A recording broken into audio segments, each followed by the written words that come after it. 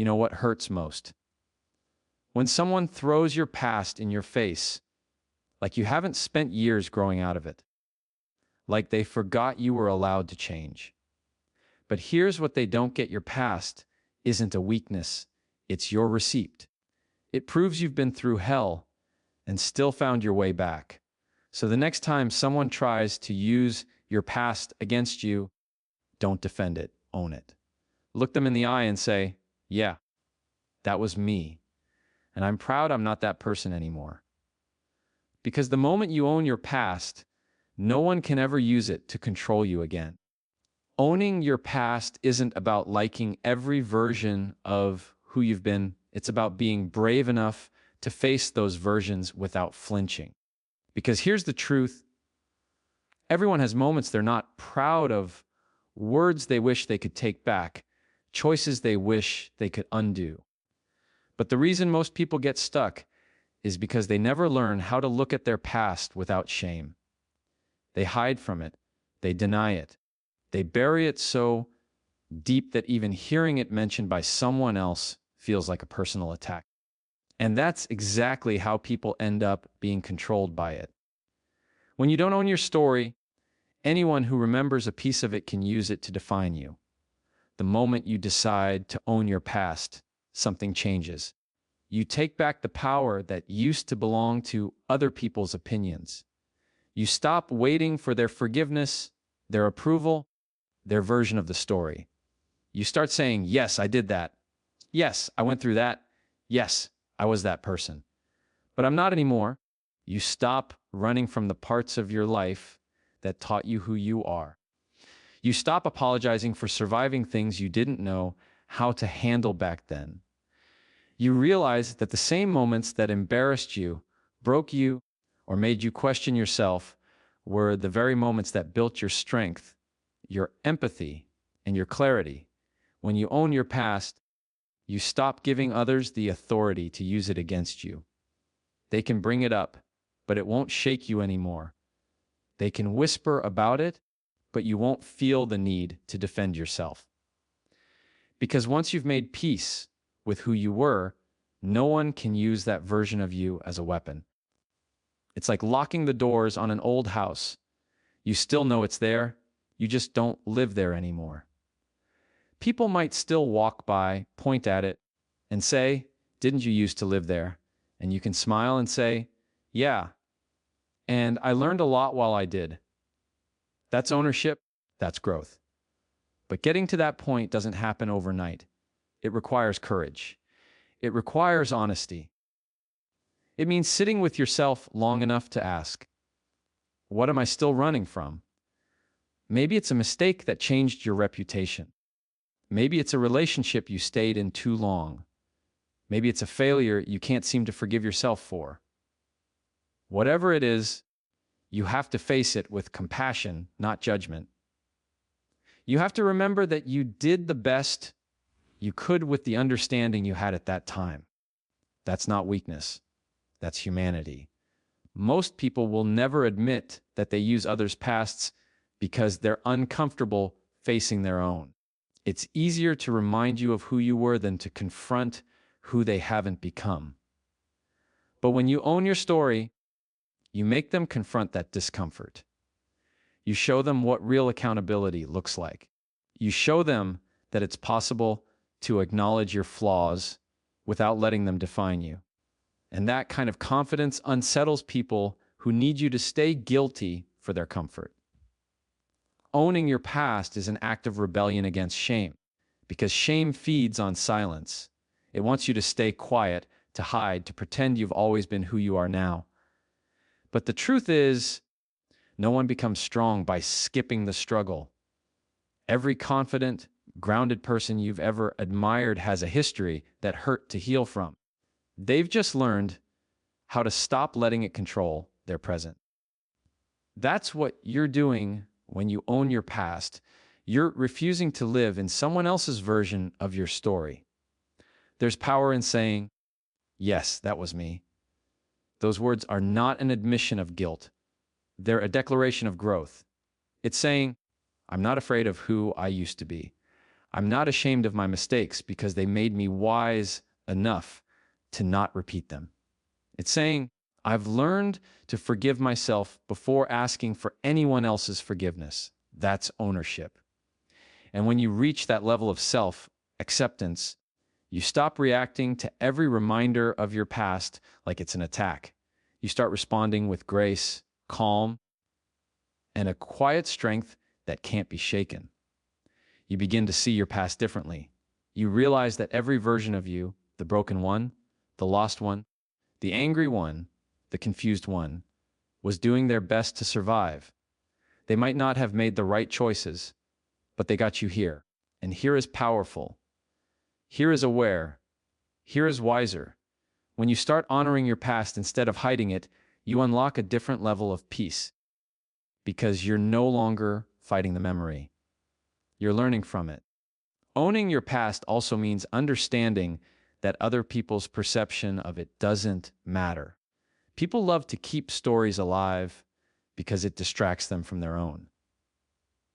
They'll talk about who you were 5 years ago like it's breaking news, but you don't owe them an update. Your growth doesn't need to be validated by the ones who only remember your mistakes. You're not living to change their version of you. You're living to become a better version for yourself. The people who truly love you won't weaponize your past. They'll respect it as part of your evolution.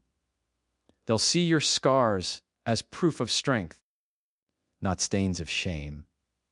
And the people who can't do that, they were never meant to walk with the healed version of you anyway, because your growth will always offend those who benefited from your brokenness. But when you own your past, you stop needing their understanding. You realize you don't have to prove that you've changed. You just have to keep showing up as the person your past taught you to become. You also start setting boundaries differently.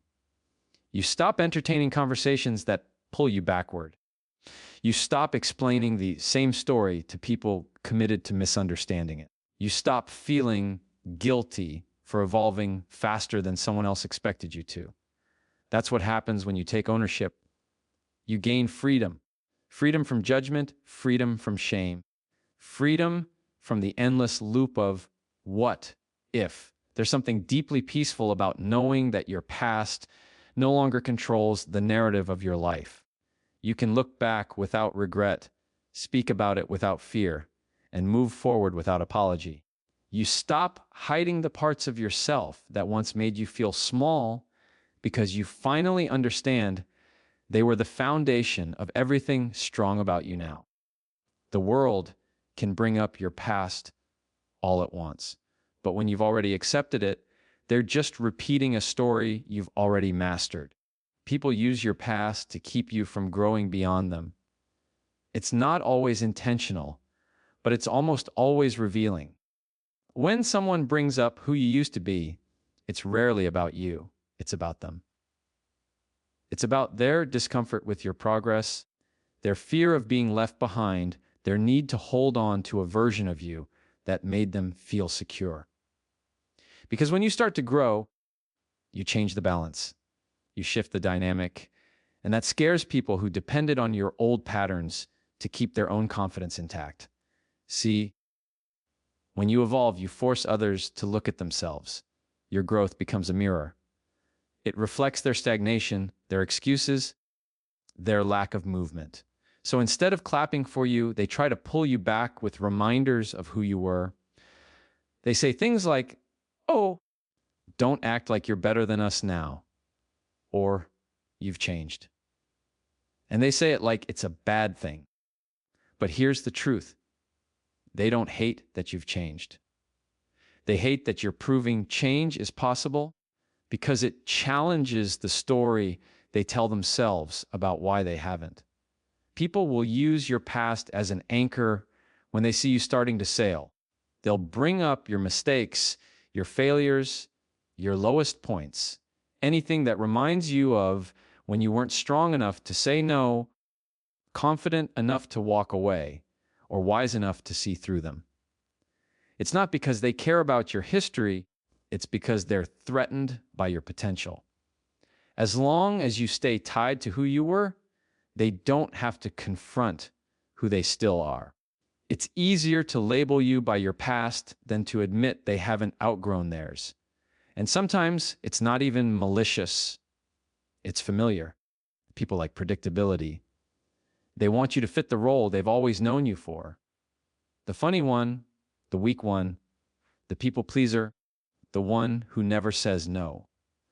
When you start changing, they lose that version of you.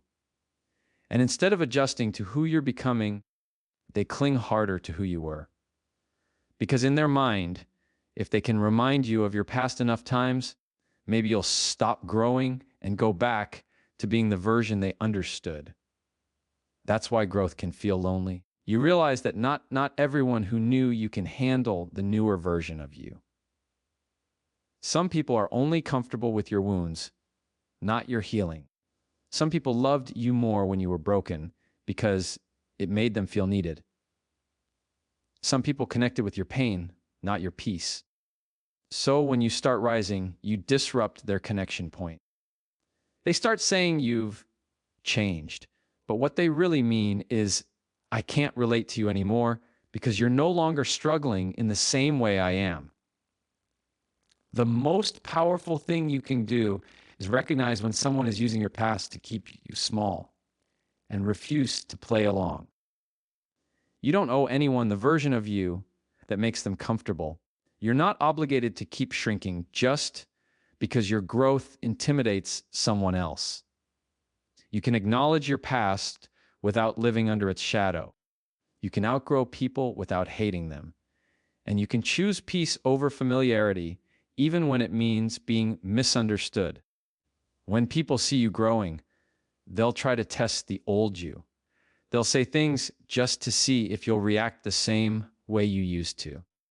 They'll try to trigger the old emotions, pull out the old habits, remind you of the old wounds. But when you've done the inner work, their tactics don't land the same way anymore. You don't respond, you observe, you don't explain, you detach. That's when you realize growth isn't about proving you've changed, it's about not needing to prove it at all.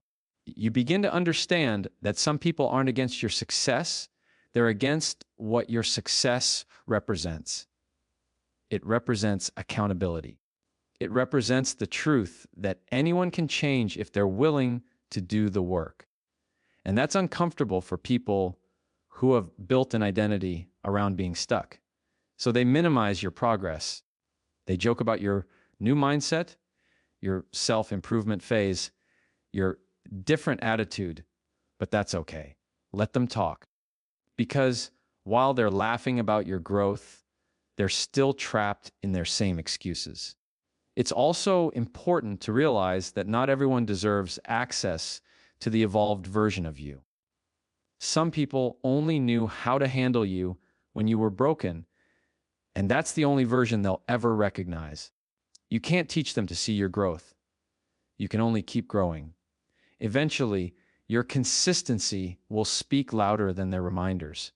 Time has a way of proving who was truly rooting for your rise and who was secretly hoping for your relapse. People who use your past as a weapon are revealing their fear of your freedom. They're showing you how much they rely on your guilt to keep their narrative alive.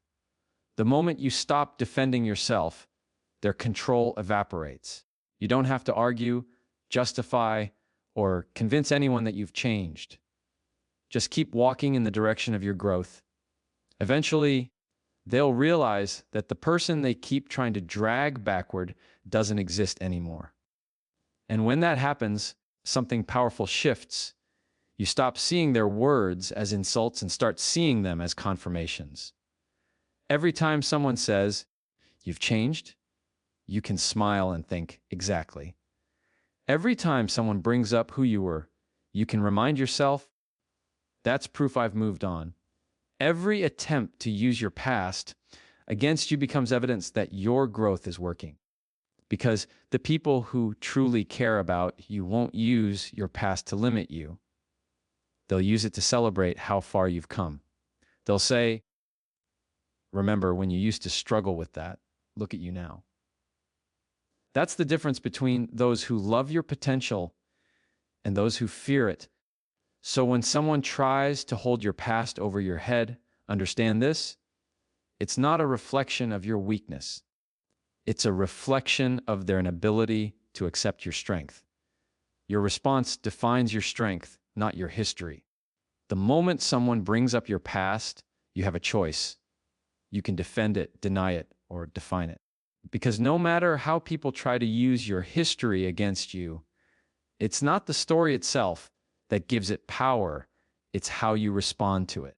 The truth is, everyone has a past that can be twisted, exaggerated, or used out of context. What separates those who stay stuck from those who move forward is their ability to respond with calm, confidence, and clarity. Your past doesn't define your strength, your composure in the face of it does. When someone tries to throw your past in your face, they're looking for a reaction. They want you to flinch. They want you to feel small again. They want to see that old version of you, the defensive one, the guilty one, the ashamed one, come back to life. But the real power is in not giving them that satisfaction. The real power is in standing there, steady and grounded, saying, yes, that happened. And not with attitude, but with self-acceptance. That's what strength looks like. It's quiet, not loud. It's steady, not reactive. It's knowing you have nothing left to prove. You can tell when someone is healed by the way they respond to reminders of their past. A person still at war with their history will panic when it's brought up. They'll over-explain, justify, or get angry. But a person who's made peace with themselves will respond with grace because they know something others don't. You can't shame someone who has already accepted their truth. Once you've owned your story, you take away everyone else's power to weaponize it. That's why your response matters more than your record.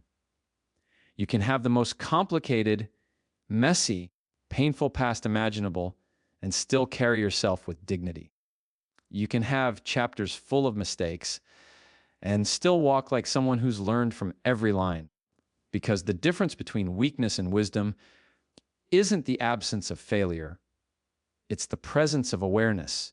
Every time you respond with calm confidence instead of defensiveness, you're rewriting your narrative in real time.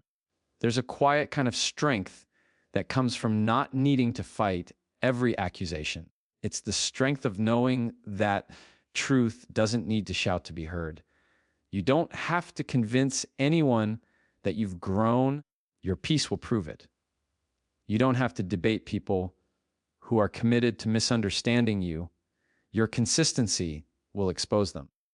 Every time you choose not to react, you're showing that you've outgrown the need for external validation.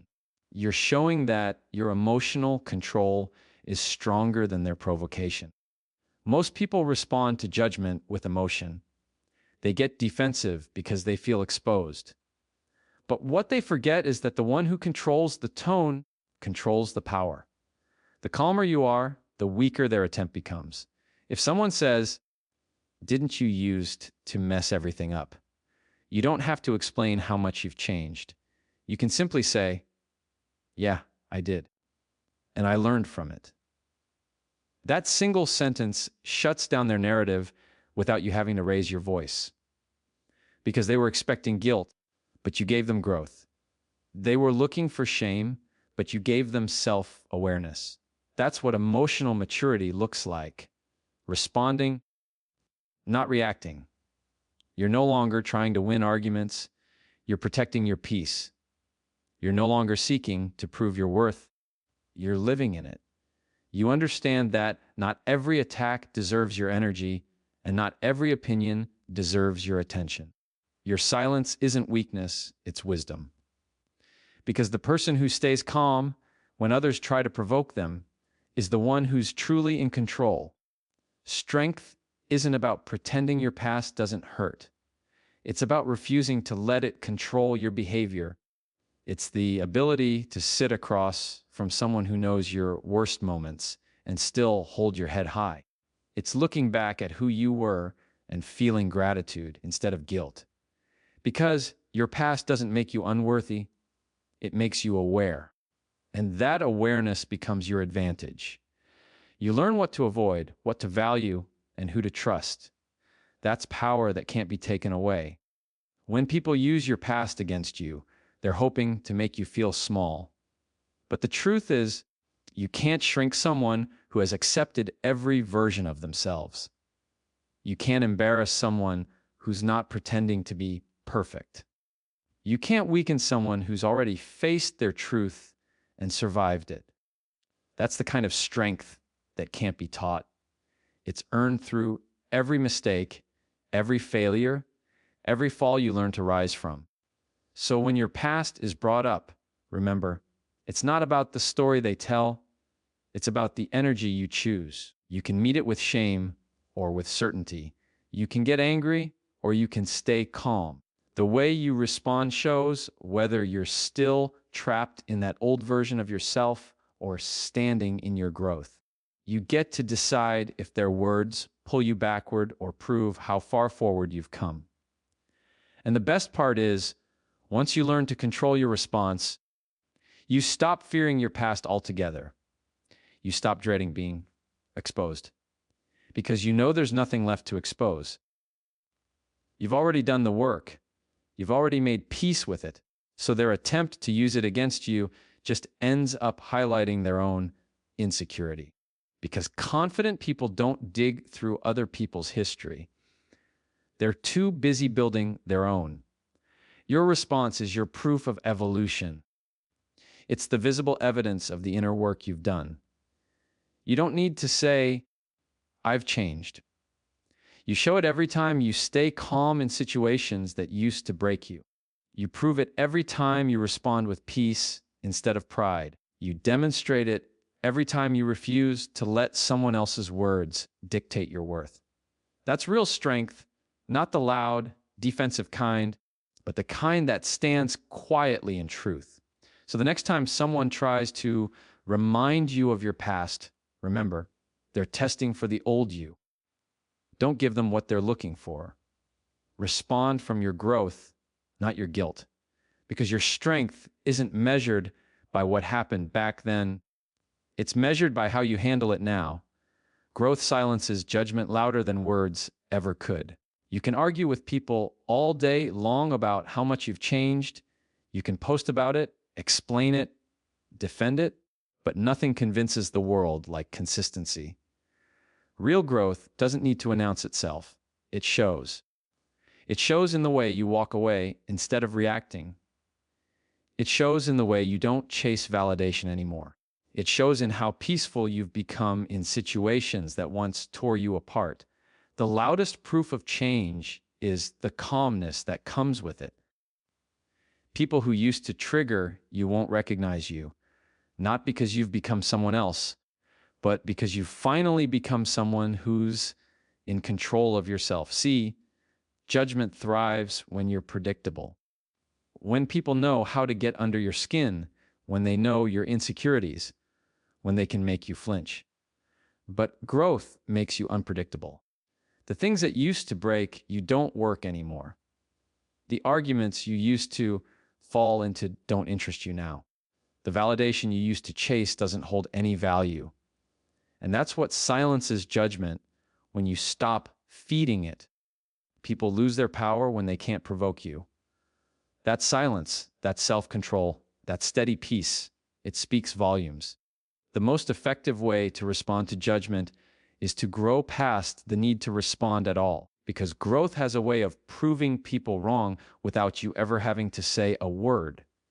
The same people who doubted you, who laughed at you, who whispered about your failures, they'll have no choice but to watch as you evolve into someone they can't criticize without sounding bitter. Growth forces people to face their own reflection. It makes their judgment sound hollow, because while they're still talking about the old you, you're already living as the new you. You've outpaced their perception. You've made their opinions irrelevant. When you grow, your energy changes. You stop moving from ego and start moving from purpose. You stop reacting to noise and start choosing peace. And here's the beautiful part. People who once judged you will notice the shift. They may not admit it out loud, but they'll feel it. They'll see that your silence isn't weakness, it's wisdom. They'll see that your distance isn't bitterness, it's clarity. They'll see that your calm doesn't mean you've forgotten. It means you've forgiven and moved on. Growth turns every judgment into background noise because when you're focused on evolving, you don't have time to defend your progress. The truth is, you can't silence judgment with explanations because people who want to misunderstand you will always find a way. But when your actions align with your peace, when your consistency replaces your excuses, when your progress becomes undeniable, that's when judgment fades on its own. People eventually stop questioning someone who keeps showing up differently.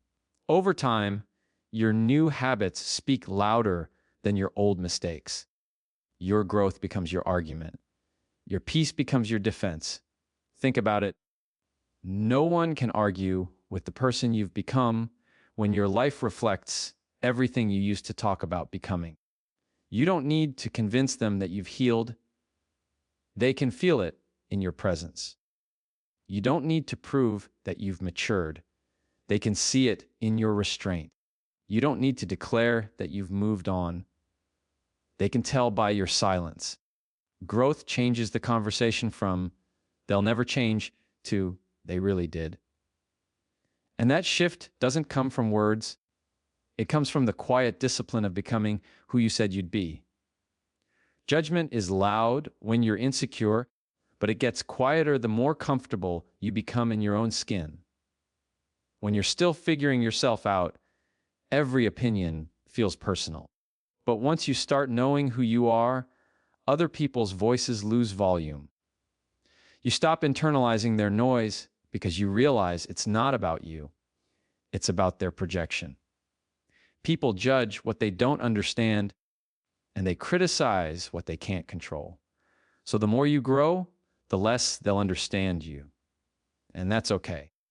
Growth isn't meant to be understood by those still committed to staying the same. Your peace will confuse the people who built their identity around your chaos. They'll try to bait you, question you, remind you of how you used to be. But the version of you they're talking about doesn't live here anymore. You've changed the locks. You've closed that chapter. You've stopped auditioning for their approval. And that's the part that silences them most. The realization that they no longer have emotional access to you. When your healing starts showing in how little you react, people lose their script. They don't know how to handle the version of you that refuses to play the old roles. That's why growth is so powerful. It's not loud. It's not performative. It's not something you shout from rooftops. It's quiet, steady, and undeniable. It's showing up differently every day until people have no choice but to accept that you're not who you were. It's letting your peace speak for you. Because while others are busy talking, you're busy transforming, and that transformation becomes impossible to ignore. Eventually, even the people who once judged you will have to admit it, not out loud, maybe not to you. But deep down, they'll see it. They'll see that the very thing they used to criticize you for became the reason you became stronger. They'll see that the pain they mocked became your foundation. They'll see that the person they doubted became someone they could never reach. That's what growth does. It turns judgment into quiet respect. It shifts the energy from gossip to silence. And silence, in the end, is the sound of acknowledgement. Because you don't need to silence judgment with arguments. You silence it by rising so high that their words can't reach you anymore. You silence it by walking in peace, by staying true to your growth, by refusing to shrink for anyone's comfort. The day you stop defending your transformation is the day you truly own it.